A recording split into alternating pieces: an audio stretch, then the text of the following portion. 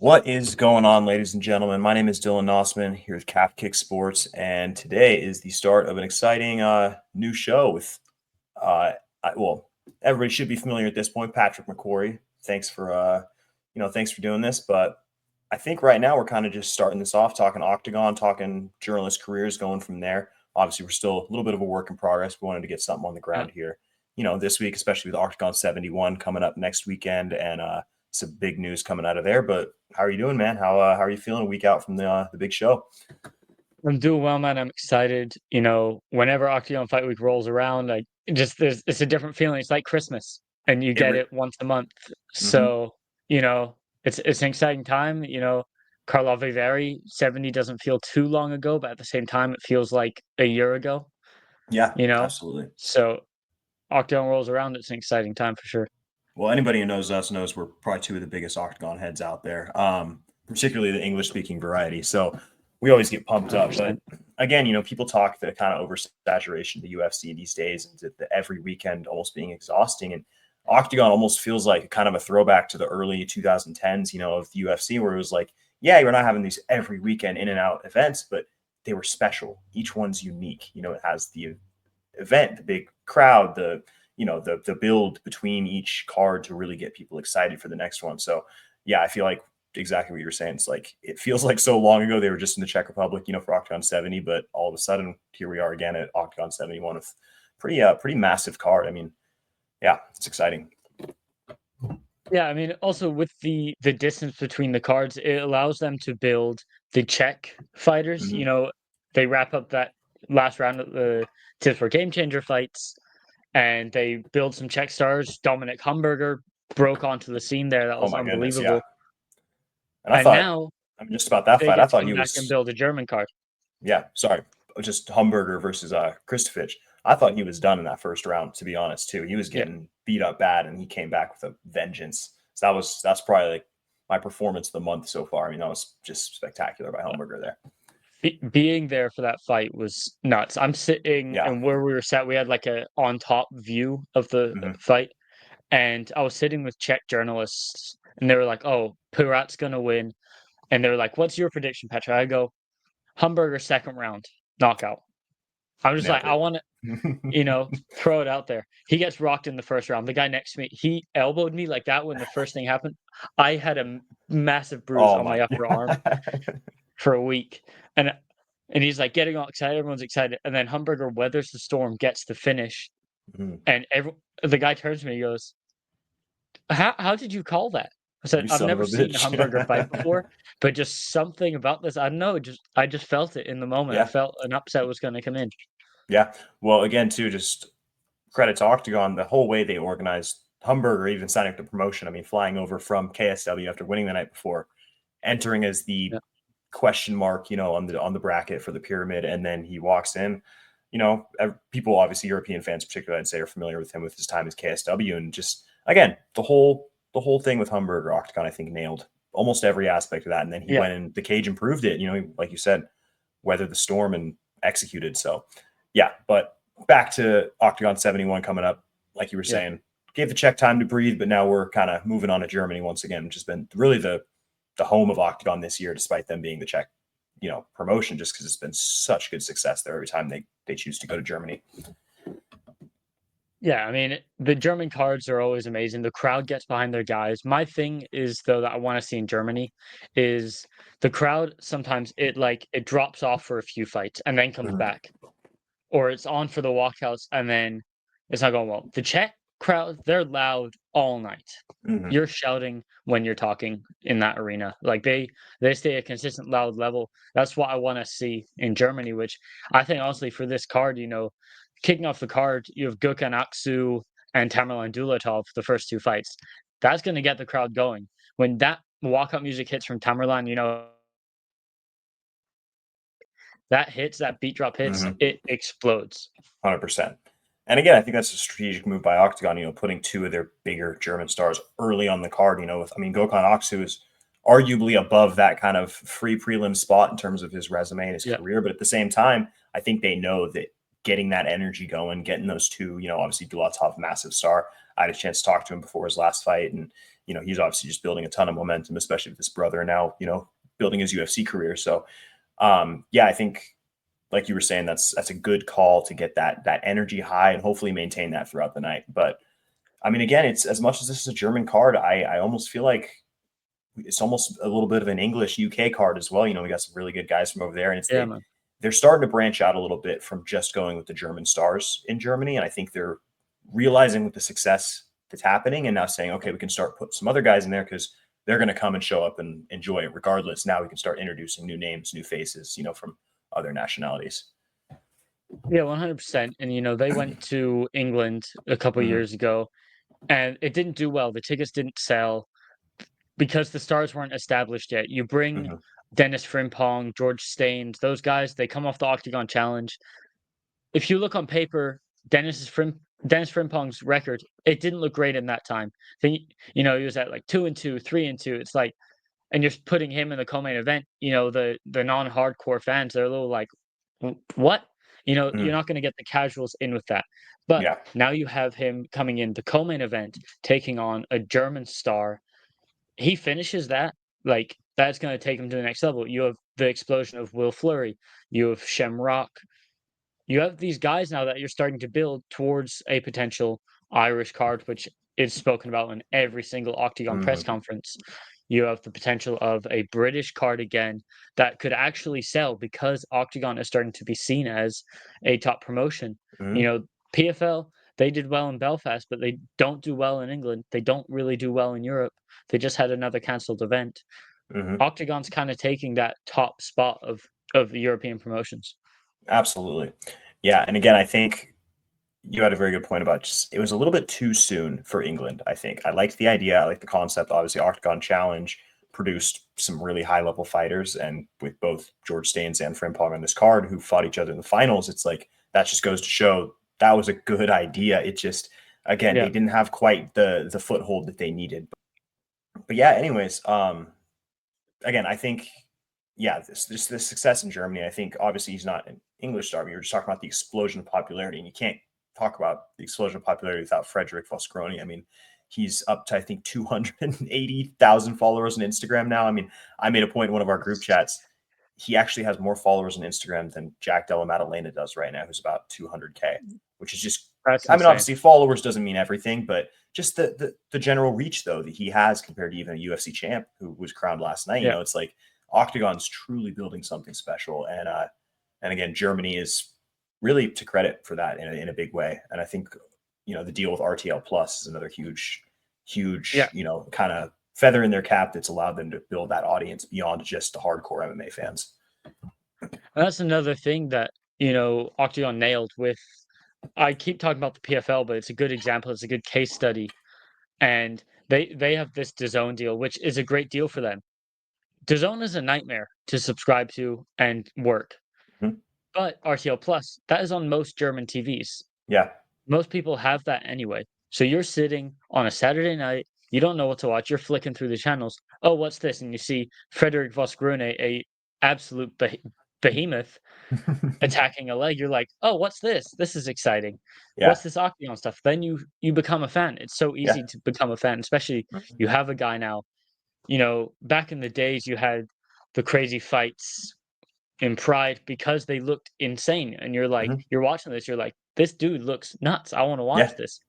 And you have a guy in Vasgrone, he looks like something, but his style is completely different. Yeah. You think he's about to go out and just grab someone's head and just keep punching and Yeah. punching, punching, The punching. Don Fry That's not style. what he Yeah. does. Exactly. No, he is almost like artistic. Obviously, the holding on the leg, that's funny, but if you watch him grapple, it's really Yeah. exciting. It's almost like Paul Craig at a higher weight class. He comes out with the war paint. He's all Exactly. scary. You're like, this guy's gonna fucking maul somebody, and then he pulls guard and chokes him out from his back. And it's like that that does not that doesn't Yeah, equate right there. What's going on here? But yeah, again, it's just awesome seeing what Octagon's doing right now. But if you're interested, I'm down to jump into this card and start breaking down some of these fights. If 100%. you're Let's do it. down. So as we mentioned, Gokhan Aksu versus Ogden Dimic in the first fight, the free prelim on YouTube. Gokhan Aksu, he's a good one. He's kind of 33, so he's kind of aging a little bit. Obviously, we've had some beef with him and Shamrock. They were supposed to fight, then they weren't going to fight, and then they were calling each other out still, and there was some weird stuff there. But now they had them on the same card. And Aksu taking on Dimic, another star from Slovakia, or not star, but fighter from Slovakia, 8-3, decent record, but obviously lost to Agi Sardari out last time out. Who, Sardari, very high level guy. Obviously big wins in Octagon. He's was in it with Keita, so that's a really high level name, even as a loss to have on his resume. But like I mentioned earlier, I think this is one of the higher level like free prelims to start the card I've seen. Yeah, frankly. And it speaks to how stacked this card is that Gokhan Aksu, who, by the way, dominated Jan Malak, who is 4 fights up from him, he's very good. He's underrated. I didn't think he was going to beat Jan Malak. He buzzsawed Jan Malak, and I'm a big Jan Malak guy, and I'll speak about him in a bit. But Gokhan looked really, really good in his last fight. Dimic, I think, Agi was just too much for him. Agi's a different kind of level to him right now, which is why I think Gokhan probably gets it done in a similar manner that he did against Malak. I think he might drop him, submit him, that's what I'm expecting. But him being the YouTube free prelim sort of surprises me, if I'm honest. Yeah. Yeah, it's again, I think they want to get the crowd going. They want to get a really high level fight off the top and get people going, which leading into the next fight, obviously probably one of the bigger prospects in Octagon. We got Tamerlan Dulatov, who, as I mentioned, I've had the chance to talk to him. Awesome guy. Obviously, Dulatov brothers have just a massive reach between their YouTube channel and their modeling careers and everything that they got going for them in Germany. But he's taking on a newcomer, Emmanuel Binet, not exactly sure how to pronounce that, coming out of Switzerland, which I frankly know virtually nothing about this guy. I can't, kind of like Tamerlan's last opponent, Gith Igzawi, who's kind of, they're setting him, or not setting him up, but they're building him, so they're probably grabbing some guys with a little less name value who they feel he has a good skill set against. But going into this fight, I think the biggest key for me is the fact that Tamerlan was dealing with a broken hand going into his last fight, and he couldn't really strike with that hand. And that's why I was so surprised to see his opponent shoot a takedown immediately, because I'm like, if you paid attention to the lead up at all, you would realize this guy probably is not as comfortable on the feet, at least right now. But I mean, he got the fastest submission in Octagon history, or up there. And here we are, 2-0. Now he's taking on this newcomer. What are your thoughts about this fight? I think Dulatov is kind of like what Bellator did with Aaron Pico a few years ago, or not a few years ago, but over this time, they take a guy a little bit green, clearly talented, but hey, let's take it slow. Let's build this guy. Let's get him some knockouts. Let's get him a 16-second submission win, which I was there for. Yeah. Manuel Binet, a little more experienced opponent now, so it'll be a good test for him, but I think he passes it with flying colors. Tamerlan's very exciting. When he fought, I believe it was Dusseldorf, I was there and I was next to another journalist, and I'm standing there and I could just see the way he was in the cage. He was comfortable. He was like, yeah, I'm going to win this fight. Like in his head, he was like, yeah, I know I'm going to win. And I said to the guy next to me, I said, look, he's going to finish this under 30 seconds. It's going to be quick. I thought he was going to knock him out, but he shot very poor submission, or very poor takedown attempt. It was, for a jiu-jitsu guy, setup, just straight blast double. So and I wonder if Dulatov, I think he kind of laughed. He was like, oh, okay, I'm just going to take your neck then. And he told me, because I interviewed him afterwards, he was like, I have a really, really good guillotine. Like, I tap people all the time. So he gave that to me. I was just like, okay, I'll take it. But yeah, he broke his hand, which is why maybe a lot of people would expect him to be back in a month's time, after a 16-second win. But he's taking his time. He recovered from his injury, had a decent-sized training camp, promoted this fight on the Dulatov Brothers YouTube channel, and now he's coming in. The crowd is going to be coming in early because the Tamerlan show is very fun to watch. He comes in, his music hits, it's exciting. And I think he's Octagon's Aaron Pico is what I'm going to say. This is what I think of him. I like it. That's a very good way. But once again, too, this is how you build a guy, though. You find matchups. He's 1-0. You find him an 0-0 guy. You don't really know much about him, but it's a kind of wild card matchup. Passes out with flying colors. Now you give him a guy may not have the best record, but he's got some more experience. He's got that's an experience test now. So I feel like, again, instead of like you see with the UFC so much, you see these 5-0, 6-0 guys. They're just like, all right, here's a 8-fight UFC veteran. See how you do. It's like that's not how you build. Here's Reiner de Ritter. Yeah, literally, it's not how you build stars. So it's, I like that. And yeah, it's just it's a slow build, and they understand, hey, we don't need to rush this. This guy's young, he's got talent, but you're harming the prospect more by shoving him into big fights early than you are actually, giving him those opportunities to work it out in the cage. And even with Pico, maybe lose a couple. It's not the end of the world. It happens. It's MMA, but growing from those losses and then turning into a great fighter. So again, I like the strategy, and I got to lean Dulatov here. Again, he's, like you said, he's kind of the star of the show here early on this card, especially. And I think the sky's the limit for him. I mean, obviously Islam is now in the UFC, and I think in the next, few years we could see Tamerlan reaching those heights as well. And Tamerlan, like, I think I spoke to him about it, and I was like, what do you? I was excited in the moment, I guess, and I said to him, like, what do you want next? Do you want to start pushing up the ranking? And he was like, wait, bro, I just got 2-0, Mm-hmm. and I'm here to build. Like, people say, oh, this guy's 0-0. I'm 1-0. Like, Yeah. let's hold off here. His talent might be like he's 10-0, but he's 2-0 here. People need to watch and be like, okay, let's watch a star blossom. Let him build a fan base. Then when he reaches that 10-0 point, and he is, in the top 5, in the top 10, taking on the top guys, Germany has a star with him.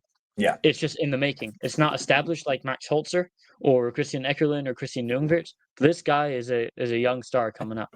Next generation, absolutely. Yeah. So I'm excited about this next fight.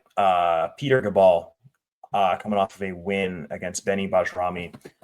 He will be taking on Elias Jacobi, which is another Octagon debutant, if I'm not mistaken, German fighter. 4-0. He's got some exciting aspects to his game. But Gabal, I mean, in that last fight, obviously, Bajrami, one of the toughest guys I've seen in the Octagon circuit. And that was the fight that he took on like very short notice too, as well, if I'm not mistaken. So it was like 3 days, man. He literally defended his title in, I think, GMC. Yeah. I want to say. Yep. And then just immediately got the Octagon call. Maybe a little too soon for him, I think. And then I think we saw in Bayrami's last fight, maybe Octagon was a little bit too soon. I don't want to disrespect. I don't want to say anything like that, but he's got I skills think and it's he's fair tough. to. He just looks Yeah, a little soft in the body, not in a bad way, but just he needs to come into the weight class a little bit. And so I heard he's going down. He's moving down the weight class. That's smart. I think that's the correct call and for looks Bayrami. way bigger than him. Yeah, but back to Gabal, who's fighting on this card. Yes. I mean, his takedown defense in that fight was fantastic. He hit the body well. I mean, his boxing is great. His leg kicks were nasty. As well. He fought on that one Octagon card with the modified boxing as well. I know there's a lot of, I forget the name of it, but point is he's got some experience. Octagon Underground. Underground, correct, yeah. Anyways, he's got some experience just striking. He's obviously faced a guy who really, really wanted to grapple last time. And this is a tough debut for any fighter, even if you're a, relatively credentialed guy coming off the, lower regional scene in Germany. Do you have any info on Elias Jacobi yourself? I don't know too much about him. I spoke to the guys over at MMA Onomaska about him. I know that he's a big hitter. He's a finisher. I mean, look, I just look at his record: 4-0, 4 finishes. He has 2 fights that got stopped by a ref and by a doctor. Okay. So he comes into the cage and he wants to do damage. Yeah. But I mean, he's on a really good run. He was meant to fight Fedor Duric. Now that I see this, I remember this now. That's he was right. supposed to fight Fedor Duric in December. So I believe that's an injury to him. So yeah, it should be because Duric fought on that card. So how is he going to look off the injury? He's been out for about a year now. Okay. So, 14 months, that might be something, but I don't know. When you're young, I think it's different. So I expect Jacobi probably to get the finish. I mean, if you're on a big win streak, I think Octagon likes to put a guy on a big win streak on a German card against a guy he can probably beat. You know what I mean? Yeah, absolutely. I mean, I think he definitely has that opportunity. But like I mentioned, this is a tough debut, man. I mean, Gabal has turned away, prospects and other guys before, and he's pretty well rounded, for being a 6-3 guy. So, good fight. And also, as we just talked about, especially if Tamerlan gets a finish, the German crowd is going to be hyped. So it's going to be a big spot for Jacobi to maybe capitalize on that and really kind of keep that momentum going for the German fighters as we progress through the evening. What is next? Sorry, I gotta pull this back up. Malak versus Oh yeah, Brashori. take your time. This is all you, buddy. This is your guy Malak's right my here. guy, man. Yep. Jan is. If you speak to him, I hope you get a chance to interview him because he is the nicest guy. He still messages me and shows me love on my posts. That's awesome. And he'll like my stories randomly, and he's a really nice guy. I love chatting to him. I've interviewed him a few times. The worst clip of my journalist career is with him when I wished on a handshake. You do need to work on those handshakes, man. This seems to be a recurring trend for you, man. I don't know what's going on. You know what's worse? I missed one with him. So he was commentating on the Pride card a few weeks later, and he was like, "Oh, Patrick, what's up, man?" And we messed it up again. Oh my! So I don't think we're gonna do handshakes anymore. I think I might do a video with him and just like we're just gonna watch a video on how to do a handshake and just nail it. I think that's the content I might do. That's the only way. Yeah. But man, he's a veteran, man. 17-5. I don't think his record speaks to how good he is. Like he's a guy that's just he's there to fight. He will fight until he can't anymore. He's coming off a big win on the PML scene, I believe. So, he's coming in here. I believe he's going up a weight class though. His last fight was with Gokhan Aksu at lightweight. He's fought Shamrock at lightweight. He's going up here in welterweight against a guy who is big in Endrit Brashori, a German prospect that he hasn't been able to blossom yet. I find, last time out he got caught in an inverted triangle by Marek Bartel. That was a crazy submission. They're trying to build this guy, and he didn't get it done last time. He's had some back and forth with Shamrock as well, because he's a training partner of Gokhan Aksu. So that's something to remember. He's a training partner of Aksu, so they're familiar with Jan Malak. Yeah. Can he get it done? Can he, will he follow a similar game plan? I think Jan Malak's experience is going to be a big factor, but I'm going to back my guy here, man. I'm going to back Jan Malak here. But I'm a little worried about the size because I think Brashori is a decent bit bigger than him. Yeah, I think, the key is going to be keeping this off the ground for Malak. Endrit used to be a middleweight, man. Oh, Jesus. Yeah. So that's tough. Particularly with the size, and I think he's going to, unfortunately, Malak has a few submission losses throughout his career. Obviously, he got choked out by Aksu last time. So I'm sure there's going to be some level of game plan there from the team to be like, hey, if we can get this to the ground, especially get to his back, I'm sure this will be, an opportunity. But again, Malak, like you said, he's tough. The experience is massive. And there hasn't been enough consistency on the other side, like you mentioned.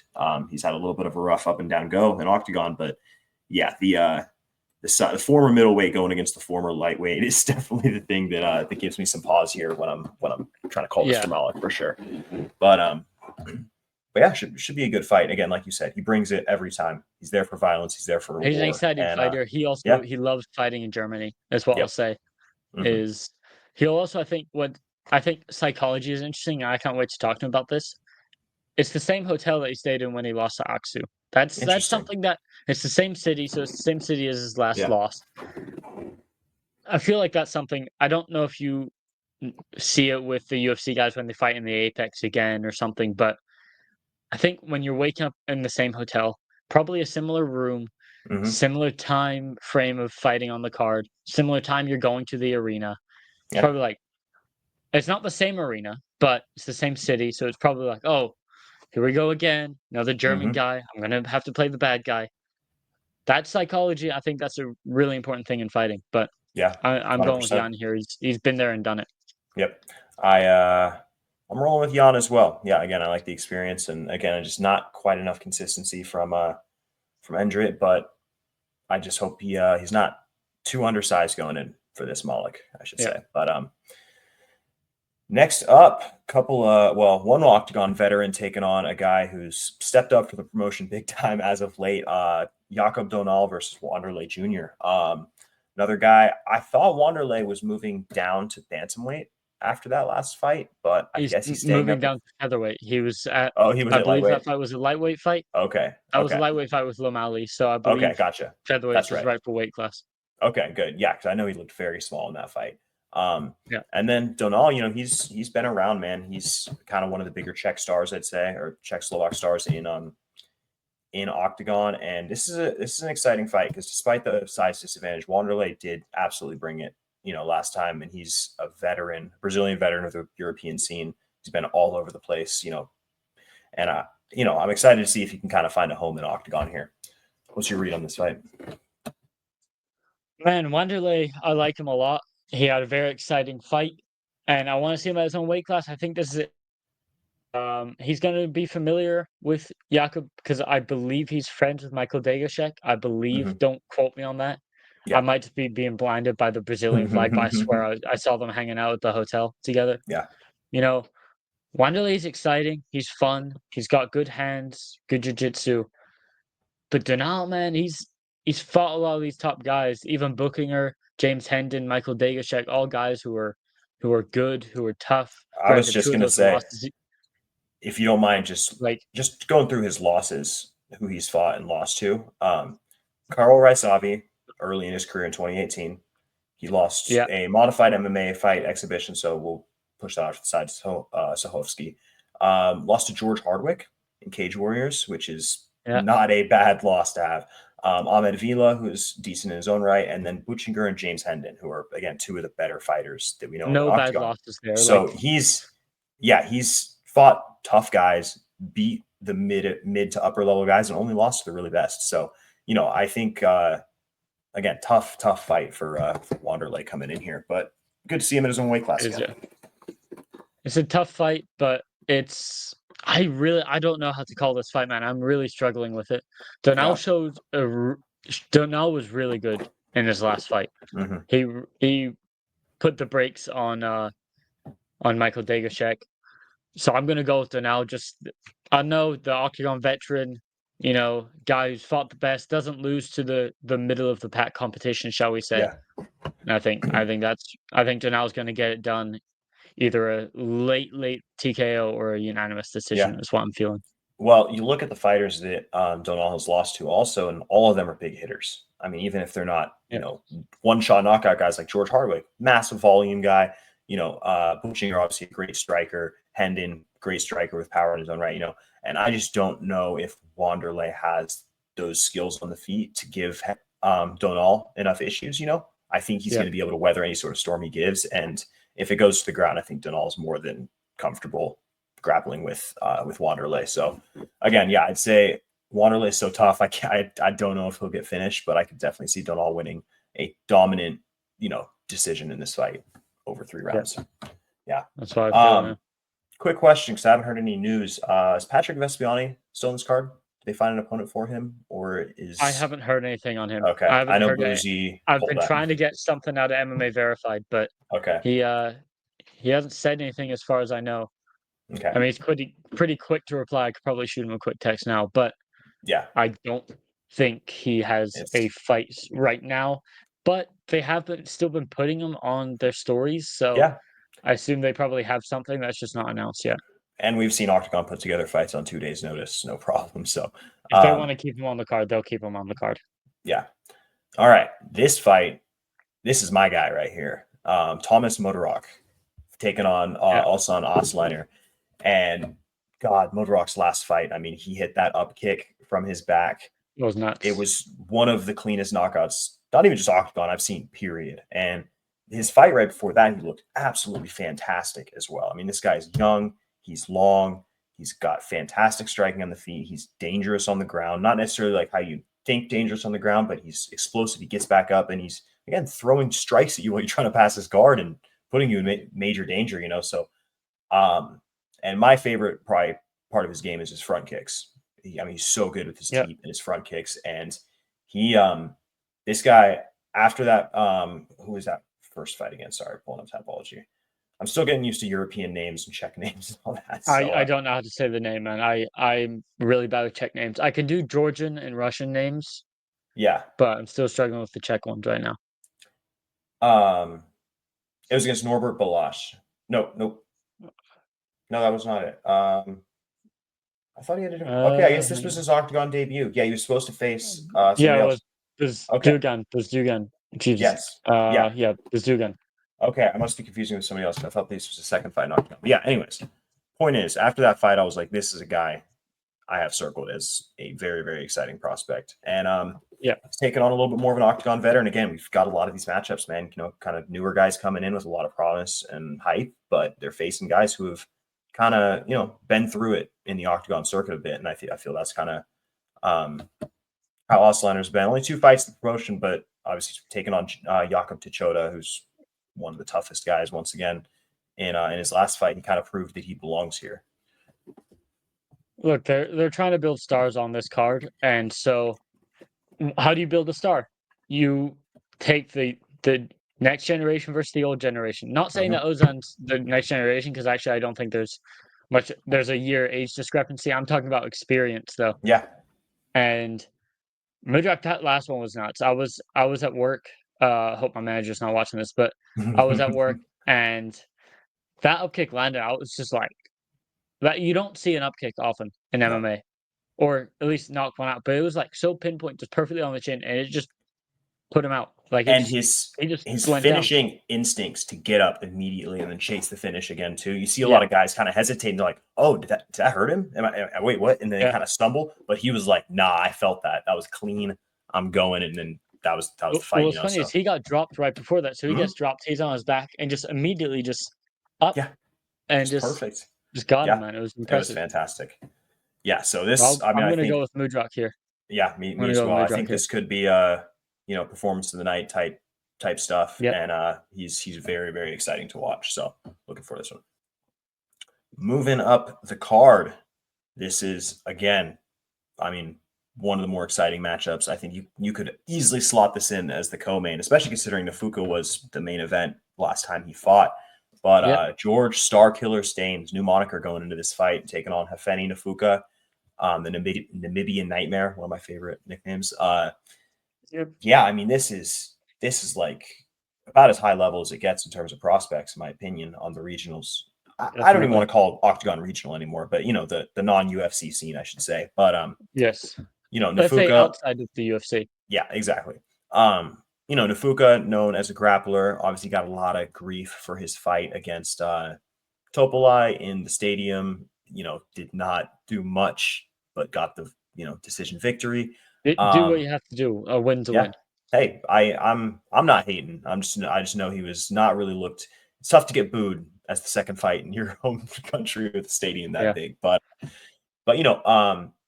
dude, he came. I just got to give it to him. He, despite the loss to Buchinger, which obviously, once again, he's still out there winning fights, so there's no shame in that.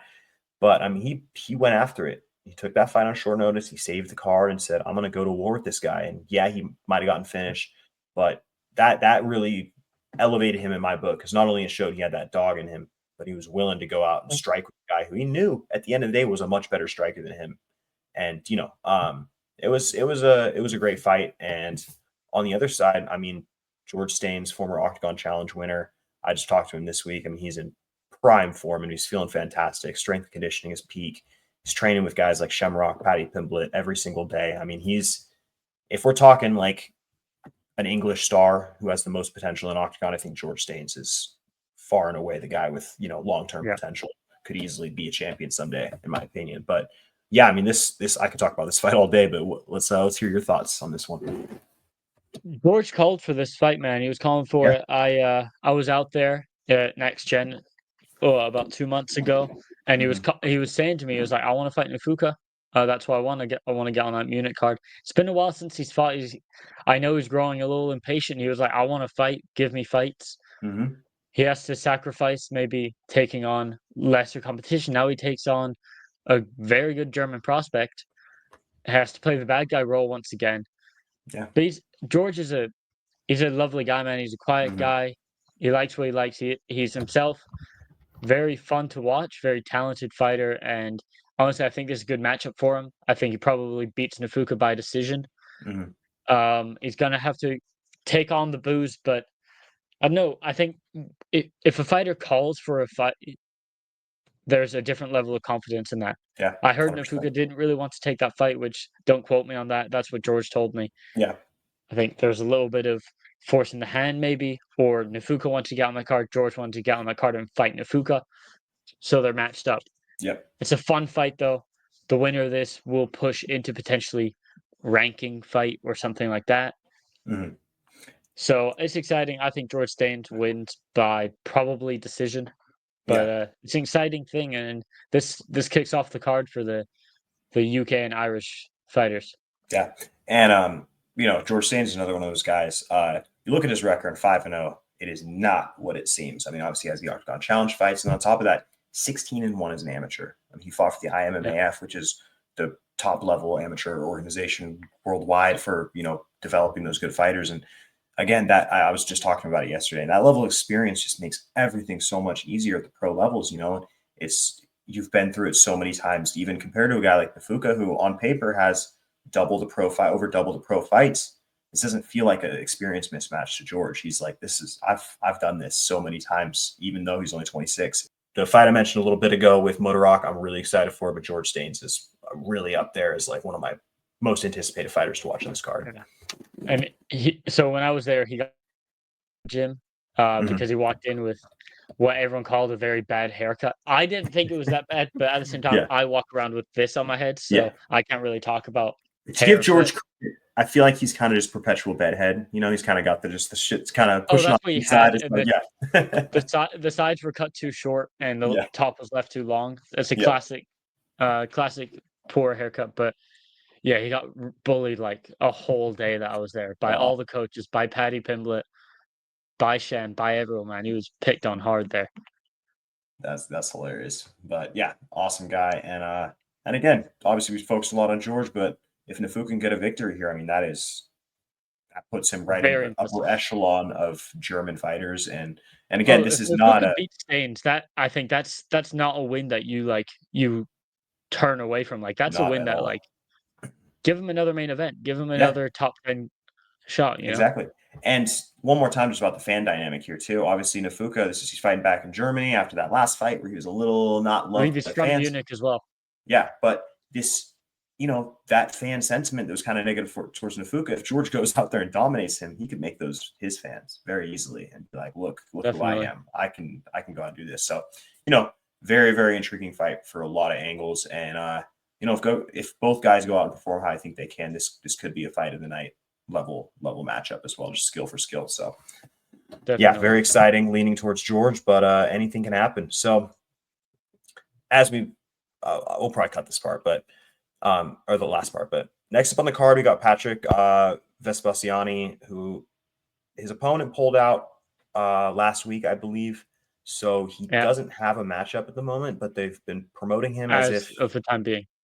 as if he's fighting. So no news right there. We'll see about that, but hopefully he's still on the card. Obviously, 6'7", Yeah. really exciting German heavyweight. So I think he has big star It was a lot of potential fun.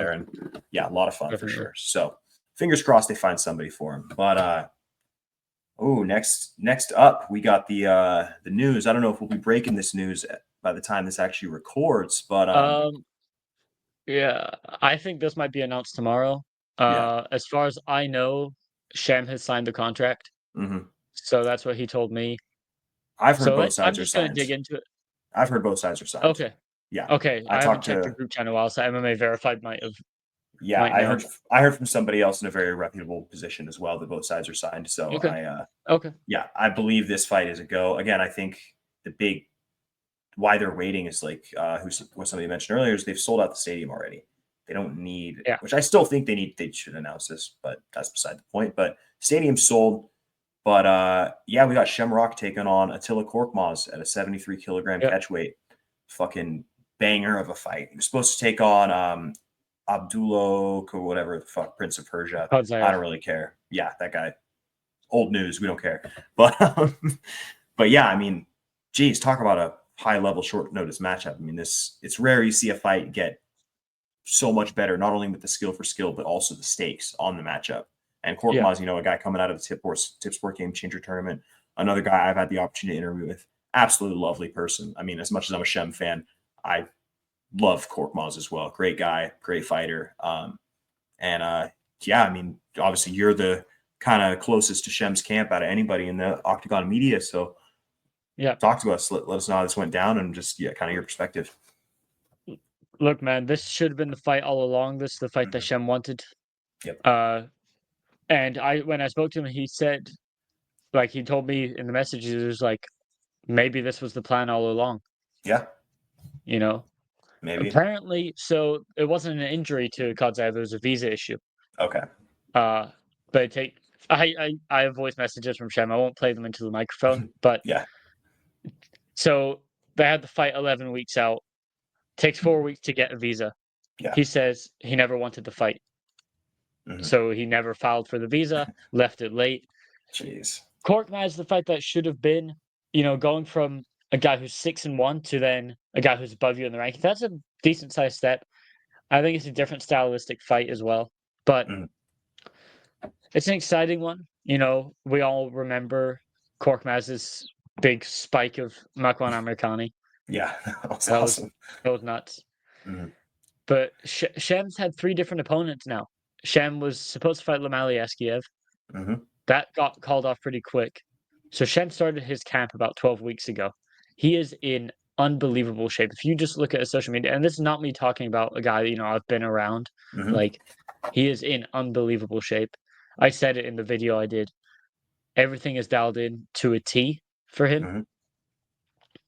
He looks unbelievable. I think it's whoever is in front of him, I think he goes through on this card. If is apparently Korkmaz has been wanting a fight for a while, so he probably is in good shape. Yeah. But you're still coming in on, let's call it short notice, to take on Shamrock, who's been in been in camp for 12 weeks, in the best shape of his career, diet locked in, talent locked in. He's hungry. He wants this win. We all know he wants to go to the UFC. Will he fight for Octagon again after this? These are all question marks we have going into this. Hmm. Look, I think it's gonna be the Shem show once again. Look, Yeah. first round submission. That's why I think it's the Shem show. It's an exciting show. Everyone tunes in, so Hmm. it's gonna be fun. Well, I was talking obviously to him and George Saints about next gen, just obviously the culture and the team they have down there. But something, and this is coming from me being a fighter myself and going through fight camps with guys by my side. But if you look at the schedule that next gen has had lately, with Paddy Pimblett facing Michael Chandler, Luke Riley having his fights, George Staines getting ready for this fight as well. You've got guys around his weight class, all with that war mentality, getting ready for a specific date, all in the time that he's had his camp, really. So that means he's not Yeah, only getting high level rounds, but high level rounds against guys who are also getting ready for something, which that is significant. So that means Shem has not only been definitely. getting those good rounds, but those good rounds against guys who are also fighting for that or training for that fight. Yeah, So I just think, like you said, physically, best shape of his life.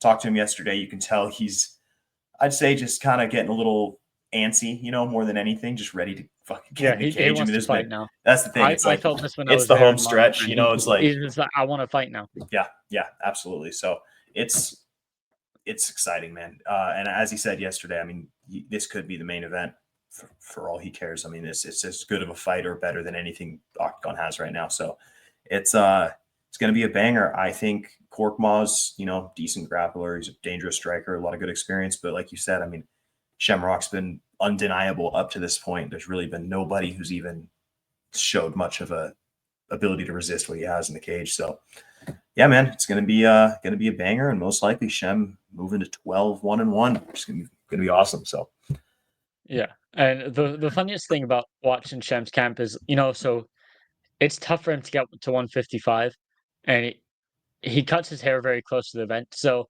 mhm. as we've gotten close now, like when I was there, it was still a little short. It was a little frayed out in the morning. Right now, his hair looks nuts. I don't know whether it's he's wearing a hat the for your interview. funk fro, man. No, I saw it. It was It's everywhere. I The asked it him. and the I beard and everything is so long Yeah, right now. I asked him. I was like, "You're gonna keep the afro for the fight?" He's like, "Nah, lad, I can't.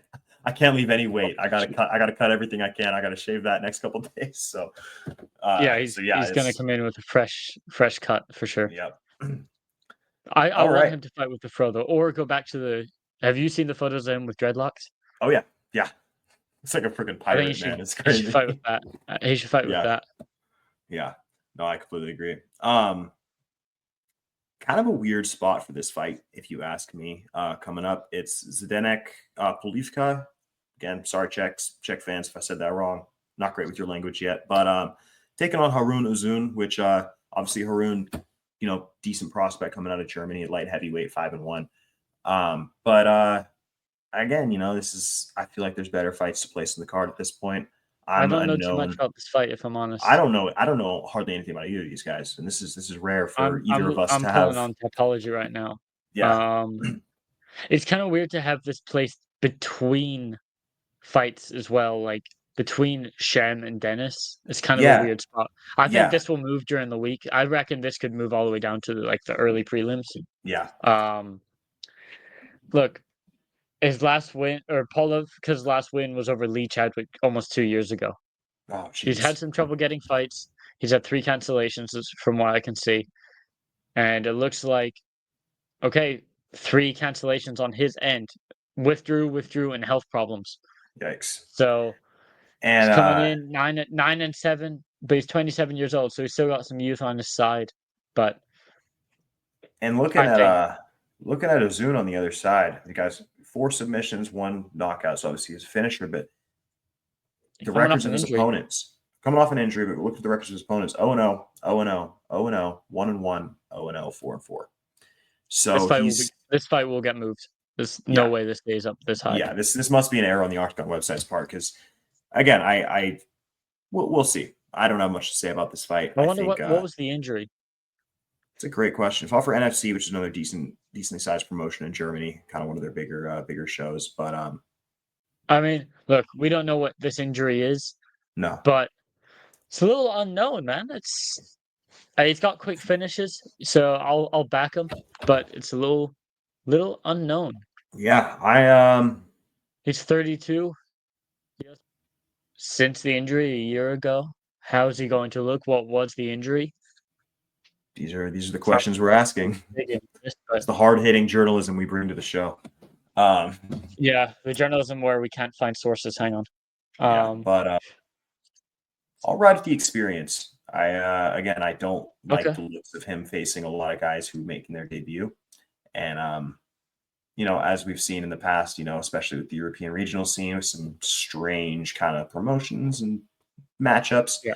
you can see guys get exposed pretty quick when they face a guy with some decent, relevant experience. So again, we'll see. This will probably get moved down, but probably one of the fights everybody's going to be here for, though. Up next, some with some heat on it. Dennis the Menace Frimpong taking on Arjan Topolai.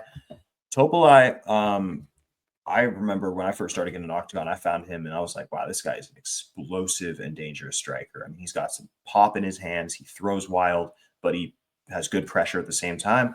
And then he, had that really, really rough performance against Hafuka, where he just got held down, frankly. I mean, for 3 full rounds, he really had nothing for him on the ground. And I think they kind of pulled a lot of people's opinions back on him. And then there's obviously been a lot of drama with him declining fights. I mean, Stain said he declined against him, declined against Frimpong once before, if I'm not mistaken. And he's kind of just been Injured and pulled out. injured and pulled out. Yeah, we have to notice this is a catchweight, and it was moved from lightweight to catchweight pretty quickly. Yeah, I wonder. And again, the whole people have probably seen on social media the whole face to face with him, where Dennis came up to talk to him, and Arjan got really, really heated really quickly for being disrespectful or something. When I obviously I don't know what happened. I just saw the clips, but it didn't seem like Frimpong was being that that rude or anything. But again, there's some heat on this matchup for sure. And I mean, Frimpong's coming off that last fight where he just looked unstoppable. I mean, that was a new level of Dennis than we've seen before. The striking, the takedown defense, and the great thing about that fight that I really appreciated is it looked like he was almost learning on the fly. If he made a mistake early in the fight, didn't get the underhook, didn't properly circle out, he didn't make that mistake again. He corrected each time, and that was a huge point of growth for me because it was like, okay, we've always known he has the physical skills and the mentality to be a good fighter, but does he have that IQ? Does he have that adjustment, that game planning to be able to win those fights when it gets a little dicey in areas? And he showed that. I mean, better than I've seen him show before. So, yeah, what are your thoughts? He looked really good. You talk to Dennis often. Dennis looked really, really good. And his last fight, I believe, was a 30-26 scorecard. And this is the fight you want. I said it before with Staines. When a fighter calls for a fight, that's a different level of confidence, I think. Fight was supposed to happen. Arjan's injury pulled him out. Again, injury. How is he? That face to face, he slapped Frimpong, he pushed him face to face. Then on the Octagon YouTube channel, a little tense. Clearly, Dennis just kind of got to him a little bit. Dennis is one of those guys where his trash talk isn't like constantly in your face, but he just takes little shots at you. Mhm. Imagine you're sitting there, you're with your family, you finish your training, you look at your phone, at the Menace MMA tagged you on in a story, tagged you in a story, tagged you in a story, tagged you in a story. It's annoying after a while. Yeah. That's the way Dennis is. He just kind of picks at you. And he said it. He did an interview with Pavel recently, Pavel Neruda. Hmm. His trash talk, like he really researches his opponent, so he finds stuff that fighters don't really want Hmm. to have out there. Yeah. You know, little things, and he'll find something. And once he hits a nerve, he's going to keep going at it. Yeah. He walked up to that face to face. He had a picture of Aryan Topolai crying on his shirt. That And was the that was pretty funniest thing funny. was, so that happened in Dortmund. So they filmed that in Dortmund. I was there. The fighter was telling me he comes down in a hoodie and he calls me over to the side. He's like, Patrick, come here, come here. I'm like, what's up, man? He goes, look at this. And he unzips his hoodie. And I just see the shirt. I'm like, and I look behind me and there's about a wall of security going into the back room. Like, okay, be careful, my friend. Be Yeah. careful. And then for the rest of the day, he comes out of the face off. He was like, yeah, that was tame. Like, that was fine. Because Yeah. apparently Dennis just kind of like said that he was Muslim early Yeah. and then kind of like tapered down Hmm. because Aryan's also a Muslim. Yeah. Um, I just kind of like relaxed from there, he said. But then for the rest of the day, he was just walking around wearing that shirt. He changed before Doesn't the give a shit. fight, but he just walked around wearing that Yeah. shirt. Like we we walked around the hotel and he was wearing it, man. He was wearing it with a sense of pride almost. Yeah. And for He Aryan, him knows. and his team, they're sitting there, they see that shirt a lot. Yeah. Yeah. No, So it's he's interesting. definitely But a master of the mind games for sure. But yeah, what really intrigues me about this fight is, we got a striker versus striker matchup here. I mean, Dennis has been yeah, so good at stuffing the takedowns and keeping the fight on the feet, but Topolai's not going to shoot here. We're going to get two guys with a little bit of beef who are going to, bang it out on the feet. And these are two high level strikers. I think the length of Dennis, and I think these two guys love to use front kicks, love to use toes to the ribs on those. But I think Dennis's boxing is a little more refined and clean, and I think he's just a little bit more well rounded as a fighter. And Topolai is, kind of got by on having that crazy power, but if he can't put Dennis away, I think it's gonna end up being a long night, similar to what we saw with Robin Frank. yeah. And you mentioned it's probably not going to go to the ground.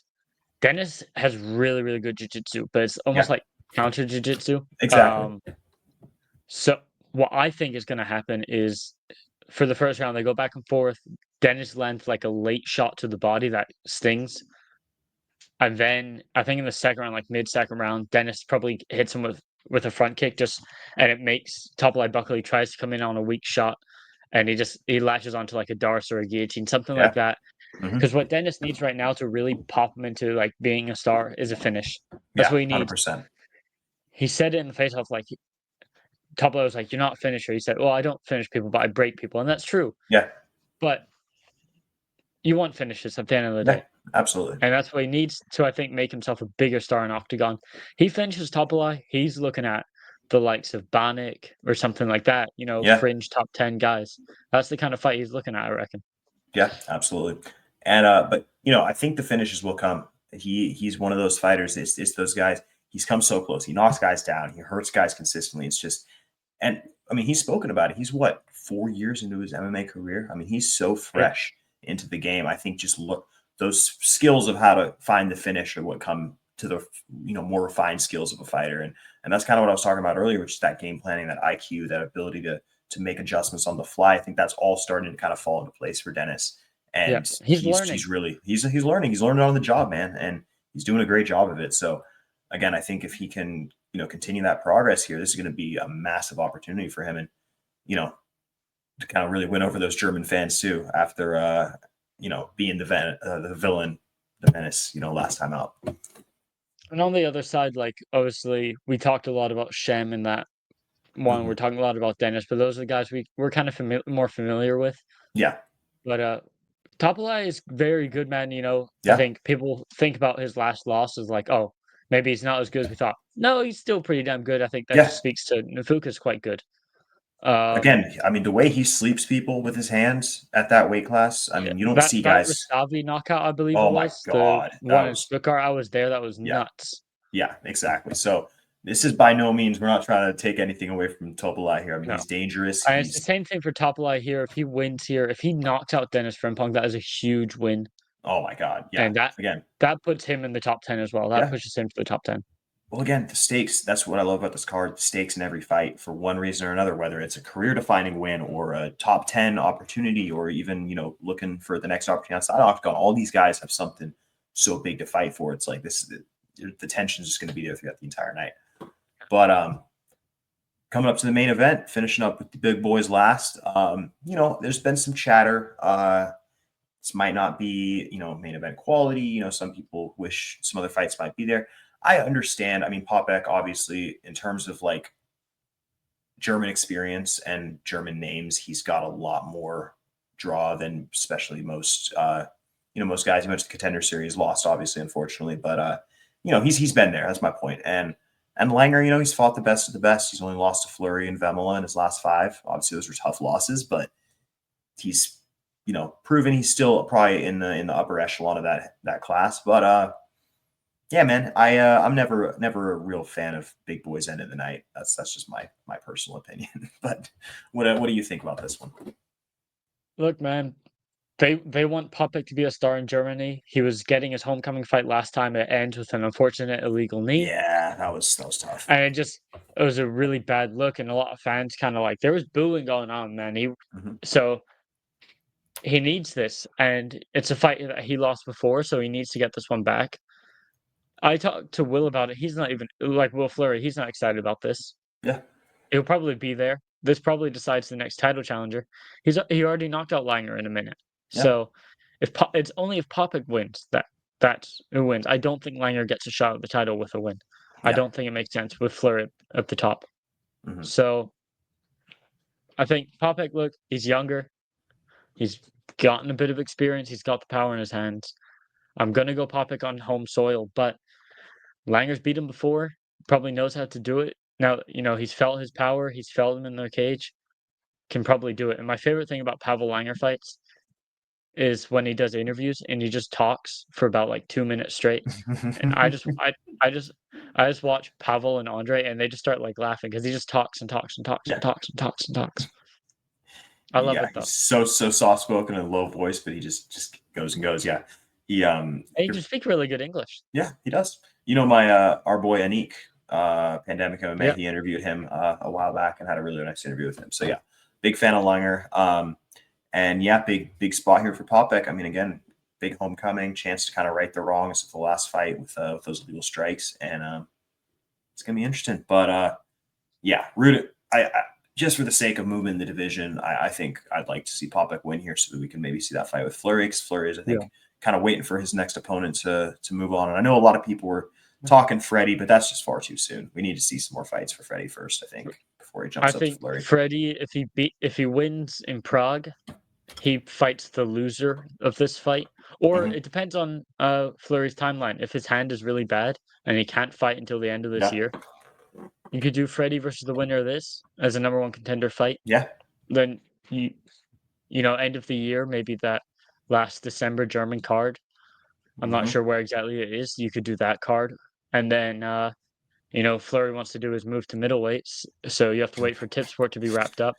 You have to Mad. wait for Tipsport to be wrapped up, and you have to wait for Muradov or Kinsel to get the winner or the champion then. Yeah, yeah. So A lot of moving pieces here, but it at all the same depends time, on Karamangazek's progress in the tournament as yeah, well. for sure. It's a lot of interesting stuff going down. But yeah, man, that's Octagon 71. Obviously, great card. I go check out my interviews. They're going to be dropping tonight with Shemrock and George Staines. Did you do any pre-card work for Sweet. this one? Any articles or anything you want to plug? Um, I got some articles. They're all on low kick, but I'll be Hmm. pushing a lot of articles out this week, and then keep an eye on my social media, which you can see tagged there below. And you'll get those interviews, man. I'll definitely be getting Shem, Dennis, probably George, Jan Malak, Hmm. a couple others I can pick up. I'm staying in the Fighter Hotel, so I'll Hell yeah, man. try and get some work for it. All the But lads. Yeah, we're let's gonna. take all the funding that we get from this podcast, and we have to get Dylan Knostman out to Germany It's true. We have for to. Octagon card. I have the Octagon Germany shirt. Just need the actual trip There you now. go. But Yeah, my Ireland one's in the wash, so I couldn't oh, wear it tonight. it was funny actually. Shem gave me some grief because I interviewed him and George back to back. So I wore my England for George, and I forgot to take it off for Oh, Shem, and he was like, oh, throw that in the oh. trash bin." And I'm like, "Yeah, sorry about that, mate." That's Yeah, that's a bad move. But That's a bad move. Time to go anyways, to Stem Show shop. yep, literally. But anyways, yeah, tune in Octagon 71, Octagon TV, RTL Plus, wherever you are, wherever you can find your Octagon, and we'll hopefully start doing this weekly again. Went a little longer than I expected Yeah. today with just this card, but we mixing in some other stuff too, journalism stuff, other promotions as well. But obviously, as people I'm sure can tell, we are very excited about this card, and there's a lot to look forward to for 71. But Yeah. yeah, follow me, DSK Combat Sports on Instagram. Follow Patrick McCorry. Check us out on Calf Kick and Low Kick, and we'll hopefully see you next week after the card. Good stuff, man. Peace.